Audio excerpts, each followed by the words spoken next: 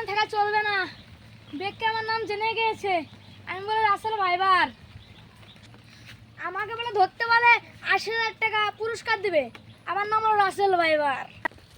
এখন আমরা যাচ্ছি রাসেল ভাইবারকে অনুসাধনের জন্য এবং কি আমাদের সাথে ক্যামেরাম্যান রয়েছে ফটকাদা। এই ফটকাদা আমাদের ক্যামেরাতে যতটুকু সাপোর্ট করে, তো আমরা এখন সরাসরি চলে যাচ্ছি রাসেল ভাইবারের খুঁজে। কারণ আমরা ধরতে পারলে এমনিতে আমাদের কোম্পানি থেকে বেতন হয়, তো আমরা পেয়ে যাবো ৮০,০০০ টাকা।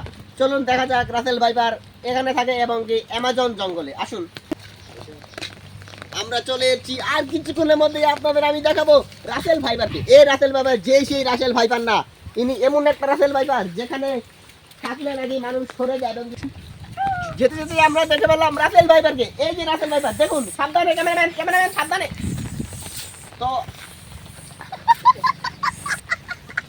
আমাকে চিনিস? আমি রাসেল ভাইবার। তোকে আমি চিনি বা না চিনি সেটা বড় কথা না, বড় কথা রাসেল ভাইবারের চুল থাকে তোকে আমি দেখে নিয়েছি। এবার আমরা ধরতে যাচ্ছি রাসেল ভাইবার।